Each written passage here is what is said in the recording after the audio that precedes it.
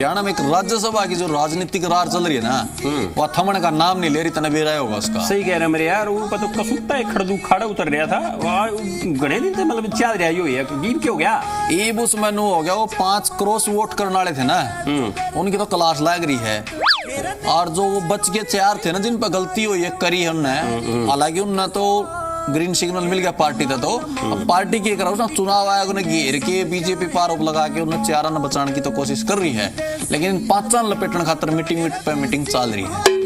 राज्यसभा में जो विपक्ष की जो गुटबाजी और जो उनके आपस की खींचातानी सामने आई और उनके अपने 9 विधायकों ने अपनी पार्टी के खिलाफ वोट डालकर ये दिखाया कि भाई उनमें कितना खींचातानी और कितना मतभेद। कांग्रेस के उनके विधायक उनके साथ नहीं है और 25% से ज़्यादा जो 9 विधायकों ने वोट उनके खिलाफ दी।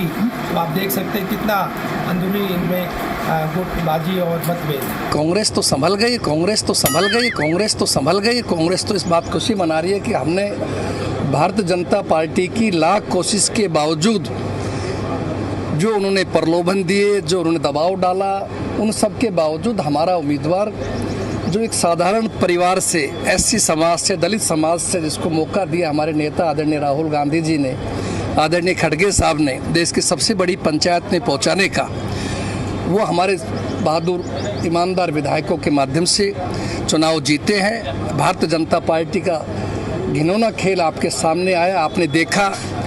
मैं कहूँगा लोकतंत्र की हत्या करने की कोशिश की, जिसका सभी लोगों ने निंदा किया। अरे भला मानसो, अरे भला मानसो, अरे भला मानसो। 4 कभी कहते हैं 5, कभी कहते हैं 9।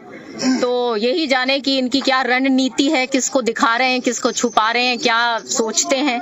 क्योंकि जब ये शुरू में निकले थे तो इनके ही एमएलए अरोड़ा साहब ने बोला था कि कोई क्रॉस वोटिंग नहीं हुई है। फिर जब आए तो फिर उन्होंने फिर बयान बदले। हर बारी इनके बयान बदल रहे हैं और जो इनको नोटिस भी दिया गया उसकी कभी लैंग्वेज बदलते हैं। तो कांग्रेस पार्टी एक बिल्कुल ही डिफंक्ट ऑर्गेनाइजेशन हो चुकी है, जैसे हेडलेस चिकन की हेडलेस चिकन की तरह। कांग्रेस कमजोर नहीं हुई है, व्यक्ति कोई कमजोर हो सकता है।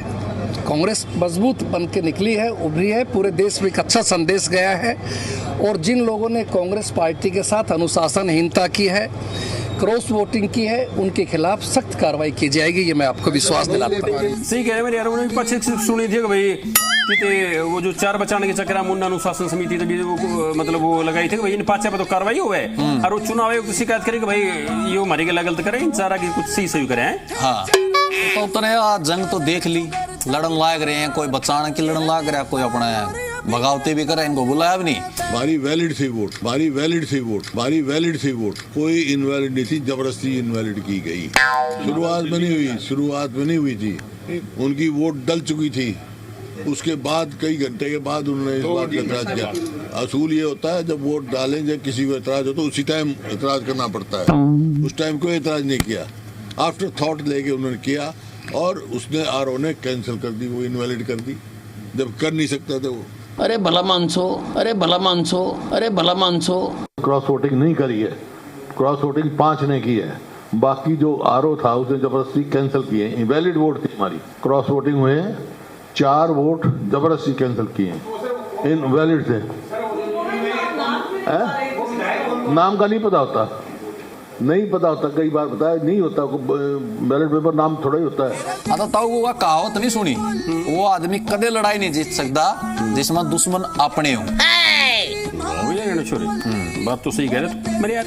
हरियाणा छोरे जो कांग्रेसी है ना, उन्हें भी मेरे यार इस हिसाब से ना एक बात की गांठ बांध कर रख ली चाहिए। अगर भाई संघर्ष करे बिना ना सफलता की उम्मीद नहीं हो सकती।